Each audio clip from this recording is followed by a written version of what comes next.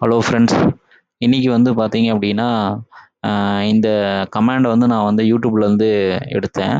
ஆக்சுவலா அவரு என்ன கேட்குறாருன்னா, எத்தனை கிலோமீட்டருக்கு ஒரு வாட்டி வந்து பார்த்தீங்க அப்படின்னா, கிளட்ச்சு, பேரிங்கு, சஸ்பென்ஷன் இந்த மாரி பார்ட்ஸ் எல்லாம் வந்து ரீப்ளேஸ்மென்ட் பண்ணணும் அப்படின்னு சொல்லிட்டு கேட்குறாரு.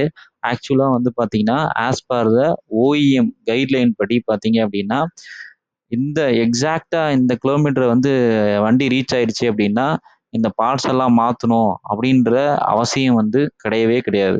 அந்த மாரி ஒரு ரூல் கிடையாது. எப்ப இந்த பார்ட்ட மாத்தணும் அப்படின்னா, இப்ப ஃபார் எக்ஸாம்பிள் சஸ்பென்ஷன்ல வந்து லீக்கேஜ் ஆகுது, சஸ்பென்ஷன் நாய்ஸ் வருது, அல்லது அதுல ஏதாவது பெர்ஃபார்மன்ஸ் ரிலேட்டடா ப்ராப்ளமா இருக்கு அப்படின்னும்போது தான், அந்த பார்ட்ஸ் சஸ்பென்ஷன்ல இருக்கக்கூடிய பார்ட்ஸ வந்து மாத்தணும்.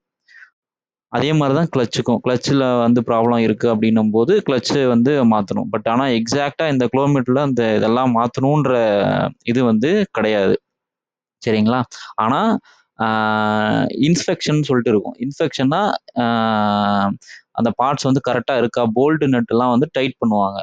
ஒண்ணு அந்த வண்டி ஓட ஓட பார்த்தீங்க அப்டின்னா, போல்ட் நட்லாம் லூஸா இருக்கும். ஸோ அந்த மாரி இன்ஸ்பெக்ஷன் பண்றது வேணா 10,000 கிலோமீட்டருக்கு ஒரு வாட்டி இந்த பார்ட்ஸ்லாம் இன்ஸ்பெக்ஷன் பண்ணலாம். ஓகேங்களா?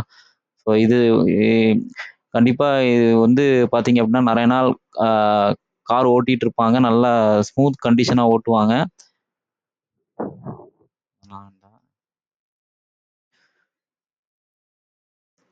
ஸோ இது மூலியமா உங்களுக்கு வந்து ஆ இந்த பார்ட்ஸ் வந்து எப்ப மாத்தணும் அப்டின்ற ஒரு ஐடியா வந்து கிடைச்சிருக்கும்னு நம்புறேன்.